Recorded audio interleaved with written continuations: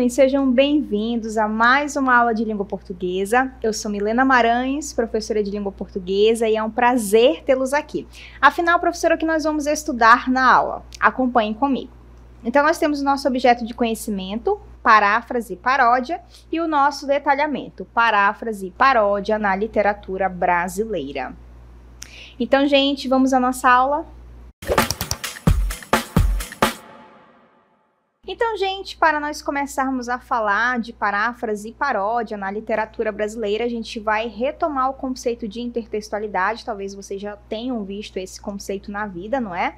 E aí a gente vai entender aqui do que se trata. Então, intertextualidade é o nome dado à relação que é feita quando em um texto é citado outro texto que já existe. Então, vamos supor que eu, Milena, seja uma escritora e vou fazer um texto, vou criar um texto. O que acontece? Eu quero retomar algum texto que já foi criado, que já foi feito, enfim. Então, quando eu faço essa retomada, é um processo de intertextualidade. No texto que está sendo criado, no texto que foi criado agora, eu estou retomando um texto que já existe. Então, quando eu faço essa relação entre textos, conforme foi dito aí, eu tenho um processo de intertextualidade. Vamos continuar com o conceito que diz o seguinte. Esse fenômeno se trata do diálogo de um texto com um ou mais textos. Entende-se aqui como texto qualquer tipo de gêneros textuais, pintura, cartoon, charge, poesia, poema, publicidade, livro, novela, filme, etc. Então, eu posso encontrar esse diálogo entre textos em qualquer um desses processos aí que vocês viram, né? Filme, novela. Inclusive, existe um filme chamado Shrek, né? Que eu acho que vocês com certeza já viram. Ele faz muito esse processo de intertextualidade. Toma outras referências e traz para o filme. Então, quando acontece esse diálogo, nós temos o processo de intertextualidade, tá bom? Isso pode acontecer não só no texto escrito, como vocês viram aí, mas pode acontecer numa pintura, pode acontecer num desenho e assim por diante, tá bom? Então, agora a gente vai diferenciar o que seria a intertextualidade explícita e a intertextualidade implícita. Vamos acompanhar aí com a primeira. Então, a intertextualidade explícita, como o nome já diz, não é? Ela é clara e fácil de ser identificada pelo leitor. Então, quando você faz a leitura ou você observa a pintura ou a imagem, você já consegue associar o texto que você está vendo com outro texto que você já viu na vida. Então, quando ela é explícita, ela é clara, é fácil de ser identificada, ok? Estabelece uma relação direta com o texto original. Eu não preciso ficar pensando muito, oh meu Deus, que texto é esse? Não. Ah, esse texto me lembra outro texto. Então, quando existe essa associação rápida e direta, eu tenho o processo de intertextualidade explícita. Vamos continuar a respeito dessa intertextualidade. São encontrados facilmente elementos dos textos fontes. Então, eu consigo identificar, por exemplo, alguma rima, alguma musicalidade, algum aspecto, eu já consigo associar com o texto que foi criado. Então, neste texto em que eu estou observando, eu já consigo resgatar elementos do texto que já existe. Então, eles são facilmente encontrados, tá bom? Não é necessário esforço ou dedução do leitor. Você não precisa ficar pensando muito a respeito desse texto aí que já existe no texto que você está tendo contato agora, não é? E não exige conhecimento prévio do conteúdo. Existe uma frase, inclusive, que eu gosto de tratá-la como intertextualidade, e aí eu digo que quando eu for mãe, eu vou utilizar a frase, né? Ah, se eu for aí encontrar, eu vou esfregar na sua cara. Não sei se você já ouviu essa frase, mas possivelmente sim, né? E aí isso faz com que você faça uma associação com outras falas, com outros discursos, e aí a gente tem um processo de intertextualidade. É uma frase do dia a dia de vocês, possivelmente, né? Essa e outras frases de mãe, não é? Então, quando a gente faz essa associação, ó, com uma frase muito simples, existe esse processo de intertextualidade, tá bom? Vamos continuar agora com a intertextualidade implícita. É difícil de ser identificada pelo leitor, então eu preciso de um processo maior, digamos assim, para identificar. Eu demoro um pouco mais, fica assim, nossa, esse texto me lembra algum texto. Um instante, eu vou pensar um pouco mais, e aí é por isso que existe aí essa difícil de ser identificada, não é? estabelece uma relação indireta com o texto base, não é assim, né? Ah, olhei, lembrei o texto base. Não, eu demoro um pouco mais para estabelecer essa relação. Não é tão fácil assim de perceber, não é? Se a gente pensar, por exemplo, nos processos de intertextualidade, nos tipos, a alusão é um desses processos. A gente demora um pouco para identificar, não é? Existe algum elemento do texto que eu já conheço, mas eu demoro um pouco mais. Então, a alusão, se a gente pensar, é um desses processos de intertextualidade que exige um pouco mais do leitor, tá bom? Não é fácil encontrar elementos do texto-fonte, eu não consigo visualizar ou identificar rapidamente, demora um pouco mais. Continuando. É necessário dedução, análise e atenção do leitor. Então, eu preciso ficar mais atenta para que esse processo aconteça, não é? Exige conhecimento prévio do leitor sobre o conteúdo. Então, para eu identificar tal situação de intertextualidade, eu já preciso trazer esse conteúdo comigo. Então, por exemplo, se eu digo assim, ó, nós precisamos seguir sempre em frente porque nós não temos todo o tempo do mundo. Indiretamente, não de forma assim explícita, eu fiz um processo de intertextualidade aqui, né? Usei um discurso meu para retomar uma música que eu acho que vocês conhecem, né, da banda Legião Urbana. E aí, se você tem esse conhecimento prévio, você, opa, essa frase dela me lembra uma outra música e tal, então eu preciso de um pouco mais para identificar esses elementos, tá bom? Então, agora, para nós verificarmos um processo de intertextualidade, eu quero que vocês acompanhem comigo aí um áudio que vai tratar um texto e depois a gente vai associá-lo com outros textos e vocês vão perceber a intertextualidade. Vejam aí.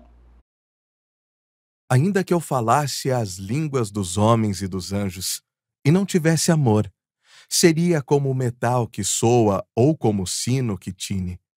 E ainda que tivesse o dom de profecia e conhecesse todos os mistérios e toda a ciência, e ainda que tivesse toda a fé, de maneira tal que transportasse os montes e não tivesse amor, nada seria. E ainda que distribuísse toda a minha fortuna para sustento dos pobres, e ainda que entregasse o meu corpo para ser queimado e não tivesse amor, nada disso me aproveitaria. O amor é sofredor, é benigno. O amor não é invejoso. O amor não trata com leviandade, não se ensoberbece. Perfeito. Então, vocês viram aí um trecho da Bíblia, não é? Dita pelo apóstolo Paulo em um momento em que ele está sofrendo na prisão e ele fala a respeito dessa ideia, né?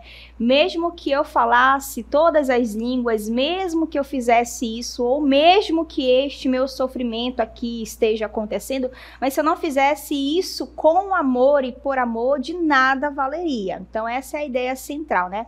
E as pessoas, inclusive, utilizam esse texto para outros contextos, como um casamento, né? A pessoa está dizendo o discurso ali para outra pessoa, aí ela fala, o amor não se ensoberbece, o amor é paciente, o amor é bondoso. Então, a gente percebe também, inclusive, nos discursos de casamento, essa questão da intertextualidade, retomando esse texto bíblico como base, e não só nos discursos de casamento, como em outros discursos, geralmente nos dias das mães, não é? Algumas pessoas, por exemplo, utilizam esse texto para fazer uma declaração, e aí utilizam essa parte do texto que diz que o amor é paciente, que o amor é bondoso, não se ensoberbece, e assim por diante. Então, tomando agora como base esse texto, você vai guardar, porque a gente vai para outro texto, e depois a gente vai fazer uma associação com outro texto e vocês vão perceber esse entrelaço entre eles e a gente vai ter o processo de intertextualidade. Então, acompanhe aí comigo o próximo texto. Amor é fogo que arde sem se ver. É ferida que dói e não se sente. É um contentamento descontente. É dor que desatina sem doer. É um não querer mais que bem querer. É um andar solitário entre a gente. É nunca contentar-se de contente. É um cuidar que ganha em se perder. É querer estar preso por vontade. É servir a quem vence, o vencedor. É ter com quem nos mata, lealdade. Mas como causar pode seu favor nos corações humanos amizade, se tão contrário a si é o mesmo amor? Pelo jeito, estamos muito amorosos hoje, né, gente? Estamos falando muito de amor. E no segundo texto, vocês perceberam que também a temática é essa, não é? E aí ele vai tratar da questão do amor, que é esse sentimento contraditório, né? Se a gente pensar, Luiz Vaz de Camões teve muitos problemas amorosos. Se você faz uma pesquisa sobre a vida do cara, você percebe, meu Deus, ele vivenciou tudo isso, não é? E por uma série de questões, tanto que ele perdeu o olho direito, né, por causa dessa situação que ele precisou ser mandado, digamos, para as guerras, para as expedições, porque ele tinha esse problema e esse lado problemático, não é? E numa dessas situações ele escreve justamente falando desse amor, o quanto que o amor é contraditório. Okay? E aí vocês perceberam, né? O amor é fogo que arde sem se ver, é uma ferida que dói e não se sente, um próprio paradoxo aí, ou oxímoro, né? Como é que o amor pode doer e a gente não sentir? Mas é possível, né, gente? Pensando no sentido não real, mais conotativo, mais figurado, ok? Agora, tomando esses dois textos como base, o primeiro lá a respeito do texto bíblico, falando sobre o amor, e o segundo, que é de Luiz Vaz de Camões, também falando sobre o amor, eu quero que vocês percebam as características desses dois textos no próximo texto. Acompanhem comigo. Então, nós temos uma música aí que é Monte Castelo, não é? De Renato Russo, que diz o seguinte: ainda que eu falasse a língua dos homens e falasse a língua dos anjos, sem amor eu nada seria. Então, já perceba aí que no primeiro momento dessa parte da música, a gente já consegue fazer uma relação com o texto da Bíblia, não é? Porque o apóstolo Paulo começa lá falando, ainda que eu falasse a língua dos homens, ainda que isso, e ainda que eu aquilo, e a mesma coisa o musicista aí faz, não é? Ainda que eu falasse a língua dos homens, então a gente consegue fazer uma relação do texto que é de agora com o texto que já foi criado. Então perceba aí o processo da intertextualidade. Continuando, é só o amor que conhece o que é verdade. O amor é bom, não quer o mal. Não sente inveja ou se envaidece. O amor é fogo que arde sem se ver, é ferida que dói e não se sente. Agora perceba que ele faz ali uma espécie, inclusive, de paráfrase, porque ele não cita diretamente, a partir de agora, os elementos que estão lá no texto bíblico. Ele não fala diretamente igualmente, digamos assim, né? Ele consegue fazer uma paráfrase ali. Ele traz a mesma ideia, só que com outras palavras. Mas continua sendo um processo de intertextualidade. A gente está relacionando os textos aí. Só que em seguida ele já faz uma relação com o segundo texto que eu mostrei para vocês, que é de Luiz Vaz de Camões. Aí ele começa a dizer que o amor é fogo que arde sem se ver, é ferida que dói e não se sente. Então ele faz realmente uma relação direta. Então, se a gente pensar na divisão entre intertextualidade explícita e intertextualidade implícita, a gente consegue perceber as duas caminhando juntas aí, né? Em certo momento, a gente consegue perceber claramente, facilmente, os elementos da Bíblia ou os elementos do texto de Luiz Vaz de Camões, e em outro momento, a gente consegue perceber só que de uma forma um pouco indireta, mais implícita. Então, as duas estão caminhando juntas aí. Vamos continuar. É um contentamento descontente, é dor que desatina sem doer. Ainda que eu falasse a língua dos homens e falasse a língua dos anjos, sem amor eu nada seria. Então a gente consegue perceber aí, né, essa questão realmente dos dois textos aparecendo na música aí Monte Castelo, tá bom? Agora a gente vai ver um pouquinho os tipos de intertextualidade. Quais são esses tipos de intertextualidade? Eu quero que vocês acompanhem aqui comigo.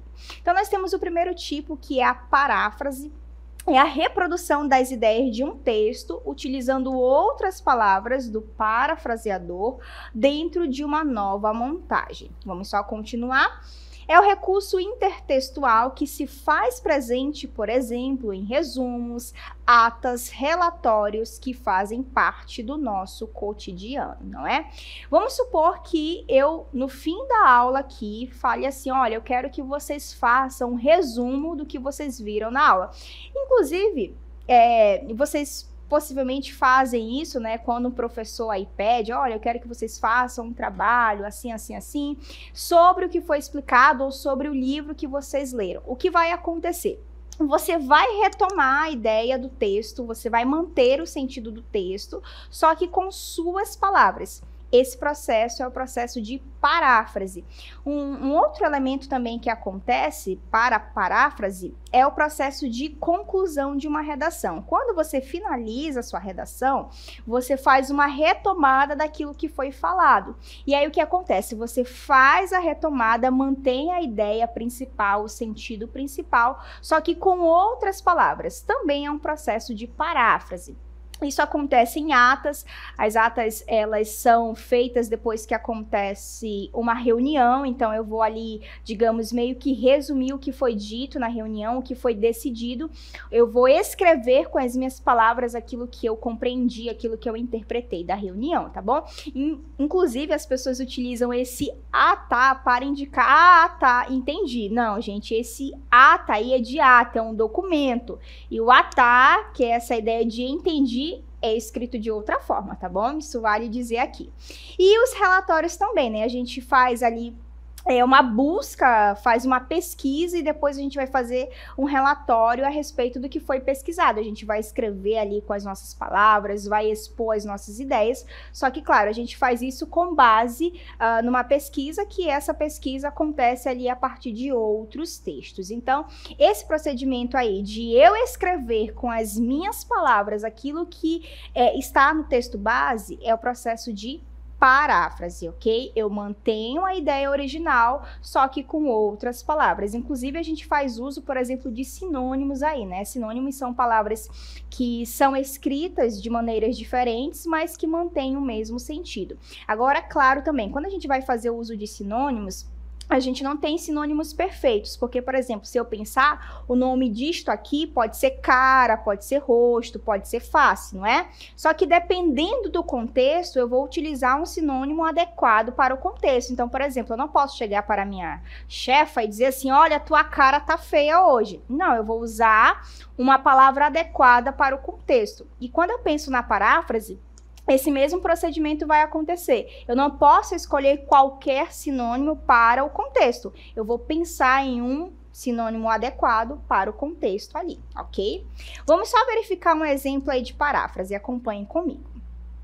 Então, nós temos a tecnologia nos dias atuais. Olha o que diz de Wagner Augusto Carbini. A internet está se tornando um recurso cada vez mais importante em nossa sociedade, envolvendo atividades como educação, transações comerciais, correspondência pessoal, pesquisa e busca de emprego.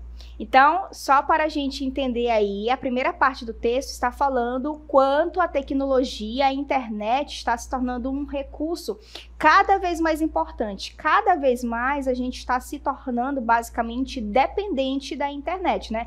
Seja para transações comerciais, seja para atividades, fazer trabalhos, por exemplo, acadêmicos. Então, essa é a primeira parte do texto. Eu estou fazendo aí com que vocês retomem as ideias do texto, porque depois a gente vai fazer uma paráfrase e vocês vão perceber que essa ideia está presente no texto, que está em forma de paráfrase. Vamos continuar com a leitura. Essas atividades são cada vez mais utilizadas na forma digital e, portanto, elevar a qualidade do ensino e da inclusão digital, aumentando o número de pessoas utilizando as ferramentas de tecnologia da era digital, é um objetivo que precisa ser alcançado. Então, perceba que a última parte do texto já está falando o quanto existe a necessidade de haver inclusão, porque como a internet, a tecnologia estão fazendo parte a cada dia das nossas vidas aí, né? Estão a cada vez mais fazendo parte das nossas vidas. A gente precisa pensar em recursos que pensem na inclusão, não é? Sobretudo a inclusão digital. Então, são essas ideias que estão presentes no texto e agora a gente vai ver uma paráfrase e vocês vão perceber que vai ser uma reescrita, digamos assim, mantendo a ideia principal do texto, mas com outras palavras. Vejam aí comigo. Então, nós temos aí, ó, o texto de Wagner Augusto Carbini afirma que um objetivo a ser alcançado é o acesso cada vez maior de pessoas ao mundo digital e a elevação da qualidade de ensino devido às relações sociais desenvolvidas na internet pelo homem. Então, perceba aí que nós temos o quê?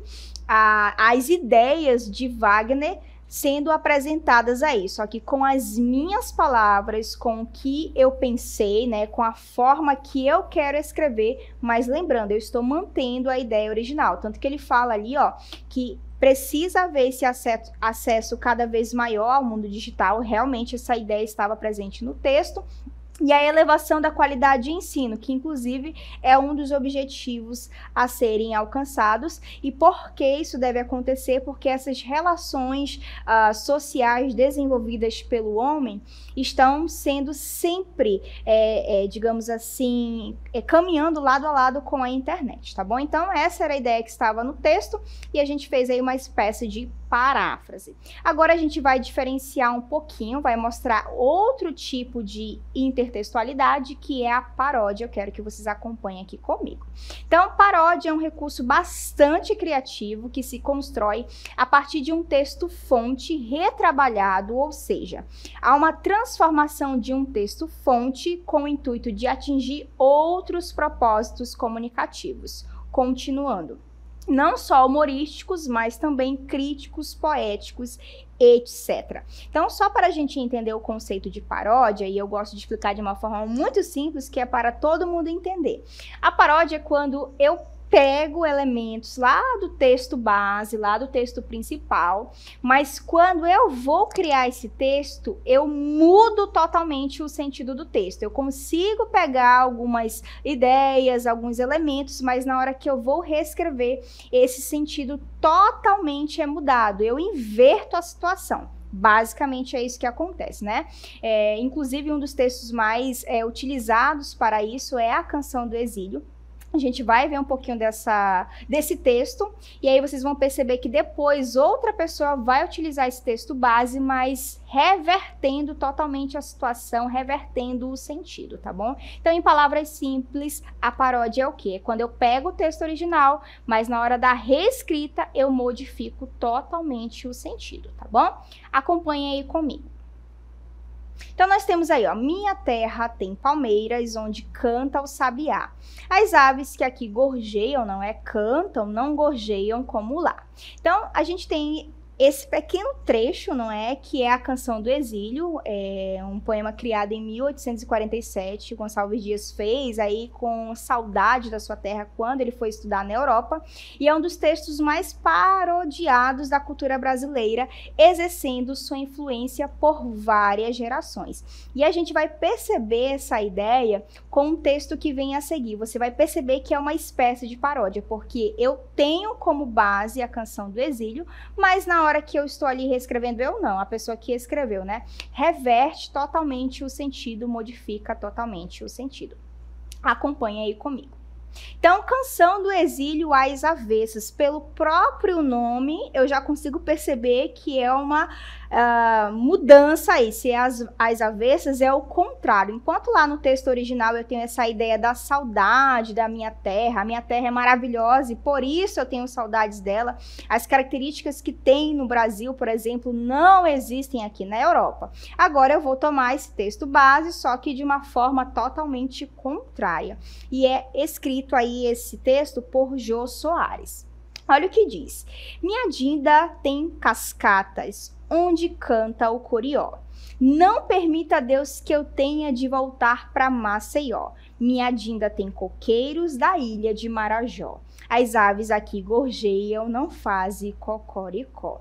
Então, só para vocês perceberem aí, que realmente a ideia parece, a musicalidade, a rima. Só que a ideia trazida aí é de assim, Deus me livre eu voltar para a minha terra. Então, eu tenho totalmente uma mudança de sentido, eu reverto o sentido original, eu tomo como base essa ideia da Canção do Exílio, mas na hora o que acontece? Eu mudo totalmente o sentido, tanto que ele fala assim, Deus me livre, eu voltar para a minha terra natal. Aqui, eu prefiro estar aqui a estar lá. Então, eu tenho essa mudança aí de sentido. Então, eu quero que vocês acompanhem aí comigo o seguinte, vejam aí. No poema de Gonçalves Dias, no final do século XIX, o eu lírico deseja cantar a saudade que sente de sua terra natal. o Brasil, enfatizando seus encantos e belezas naturais. Como eu havia dito, não é? Lá no texto original eu tenho o quê? A ideia de engrandecer o Brasil. Eu tenho saudade dessa terra. E é justamente o que está sendo falado aí, só para nós entendermos melhor. Vamos continuar. O texto de Jô Soares, do final do século XX, desconstrói, guarda essa palavra, o sentido do texto original, já que o eu lírico quer distância da terra natal, pois prefere as mordomias da Casa Dinda. Inclusive, é uma crítica à Casa Dinda, não é? Que o presidente, um ex-presidente aí, teve como casa para ser a casa oficial do presidente, não é? Então, ele está fazendo uma crítica, ele prefere essa casa à sua terra natal. Como ficou conhecida a residência oficial do presidente da República na época, Fernando Collor de Mello, né? Então, nós temos uma mudança aí de sentido. Continuando, através da paródia, Jô Soares faz uma crítica aos escândalos de corrupção do governo que culminaram no processo de impeachment do presidente. Então, perceba que, de fato, eu tenho o quê? Uma mudança de sentido em relação ao texto original, ok? Então, só para a gente relembrar os conceitos aí a respeito de intertextualidade. Nós temos a intertextualidade, que é esse diálogo entre textos, é quando o texto de agora retoma um texto que já foi criado. E aí eu tenho a intertextualidade explícita e a intertextualidade implícita. Explícita é quando eu já consigo identificar, entre aspas, de cara, os elementos de um texto já criado. E a implícita, eu preciso fazer nela um esforço maior para identificar esses elementos. Inclusive, eu falei no início da aula que um desses processos é a alusão, porque a alusão é uma referência vaga, muito vaga que eu faço ao texto, mas eu consigo perceber ainda que existem alguns elementos do texto-fonte. E aí nós vimos dois tipos de intertextualidade. A paráfrase, que é quando eu escrevo com as minhas palavras, eu mantenho a ideia original, mas eu modifico as palavras, ok? Mas mantenho a ideia original. Aí eu até falei sobre a questão dos sinônimos, não é? A gente precisa pensar os sinônimos adequados. E depois a gente viu a paródia, que é quando eu retomo o texto original, mas eu modifico totalmente o sentido. Eu sei que foram muitas informações, eu espero que eu tenha ajudado você a entender todos esses conceitos e eu fico por aqui.